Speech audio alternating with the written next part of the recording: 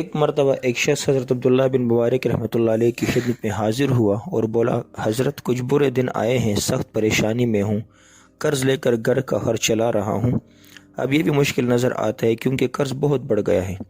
عبداللہ بن مبارک رحمۃ اللہ علیہ نے فرمایا، کوئی بات نہیں، اللہ پر بھروسہ رکھو اور روزگار کی تلاش میں رہو، فی الحال میرا یہ پرچہ لے جاؤ اور میرے منشی کو دے دینا۔ وہ صاحب پرچہ لے کر منشی کے پاس پہنچے، اسے پرچہ دیا۔ اس نے پرچہ کھولا تو دیکھا کہ اس میں خاصی بڑی رقم دینے کی ہدایت تھی۔ منشی نے ویسے ہی پوچھا، کیوں جناب، کتنی رقم کی ضرورت ہے؟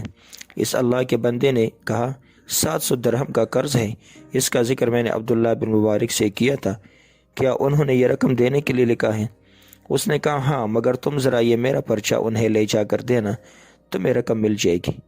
وہ پریشان حال اللہ کا بندہ منشی کا پرچہ لے کر پھر ابن مبارک رحمہ اللہ کے پاس پہنچا۔ بڑی تکلیف ہوئی کیونکہ منشی نے پوچھا تھا، یہ شخص 700 درہم کا مقروض ہے، آپ نے اسے 7000 درہم دینے کو کہا ہے، لکھنے میں کچھ بھول تو نہیں ہو گئی؟ عبداللہ بن مبارک رحمۃ اللہ علیہ بہت بڑے محدث تھے، انہیں تو حضرت صلی اللہ علیہ وسلم کی ایک ایک بات یاد تھی۔ جو رزق اللہ نے دیا تھا وہ ان میں سے بڑی رقم اللہ کی ضرورت مندوں پر خرچ کرنا چاہتے تھے۔ انہیں منشی کی باریک بینی اچھی معلوم نہ ہوئی۔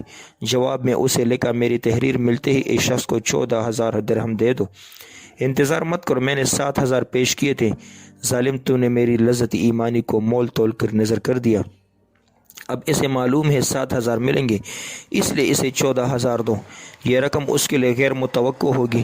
اللہ کے نبی صلی اللہ علیہ وسلم کا فرمان ہے کہ جو شخص کسی مسلمان کو اچانک خوش کر دے گا تو اللہ تعالیٰ اسے بخش دے گا، اور جو کچھ اس نے اللہ کی راہ میں دیا ہے اس سے کہیں بڑھ کر دیا جائے گا، اس میں ذرا کمی نہ ہوگی۔ یہی عبداللہ ابن مبارک رحمہ اللہ